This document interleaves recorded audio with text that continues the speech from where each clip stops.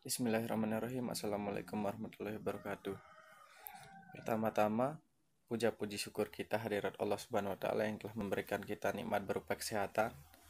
Kedua kalinya, salawat serta salam kepada junjungan alam Nabi besar Muhammad Sallallahu Alaihi Wasallam yang membawa kita dari alam jahiliyah menuju Islamiyah. Pertama-tama saya akan memperkenalkan anggota kelompok, yaitu saya sendiri lalu Helmi Dit Adiswana sebagai penyaji 1 sekaligus moderator, Hartitin sebagai penyaji 2, dan Indah Kiki Mawarni sebagai notulen. Baiklah, perkenalkan, nama saya Hartitin. Saya akan melanjutkan presentasi dari Helmi, yaitu kerangka berpikir. Kerangka berpikir, Uma sekarang dalam bukunya Business Research mengemukakan bahwa kerangka berpikir merupakan model konseptual tentang bagaimana teori berhubungan dengan berbagai faktor yang telah diidentifikasi sebagai masalah yang penting. Adapun langkah menyusun kerangka penelitian. Yang pertama, menetapkan variabel yang akan diteliti. Yang kedua, untuk menentukan kelompok teori apa yang perlu dikemukakan dalam menyusun kerangka berpikir untuk mengajukan hipotesis, maka harus ditetapkan terlebih dahulu variabel penelitiannya. Yang ketiga, membaca buku dan hasil penelitian. Yang keempat, deskripsi teori dan hasil penelitian. Yang kelima, analisis kritis terhadap teori dan hasil penelitian. Yang keenam, analisis komparatif terhadap teori dan hasil penelitian. Yang ketujuh, sintesa kesimpulan. Yang kedelapan, kerangka berpikir. Yang kesembilan, hipotesis. Adapun hipotesis, menurut Suharsini Arikunto, hipotesis didefinisikan sebagai alternatif dugaan jawaban yang dibuat oleh peneliti bagi problematika yang diajukan dalam penelitiannya. Dugaan jawaban tersebut merupakan kebenaran yang sifatnya sementara yang akan diuji kebenarannya dengan data yang dikumpulkan melalui penelitian. Adapun ciri hipotesis yang baik.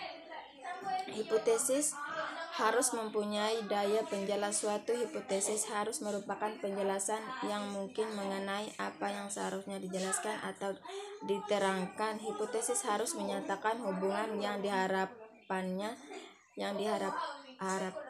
ada di antara variabel-variabel. Suatu hipotesis harus memprediksi hubungan antara dua atau lebih variabel.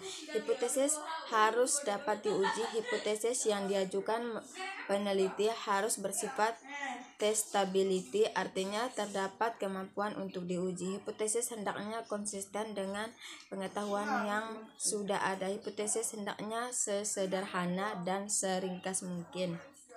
Terima kasih, mungkin itu saja dari kelompok kami. Sekian, assalamualaikum warahmatullahi wabarakatuh.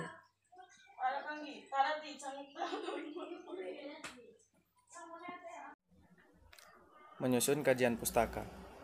Kajian pustaka adalah suatu kegiatan penelitian yang bertujuan melakukan kajian secara sungguh-sungguh terhadap teori-teori dan konsep-konsep yang berkaitan dengan topik yang akan diteliti sebagai dasar dalam melangkah pada tahap penelitian selanjutnya.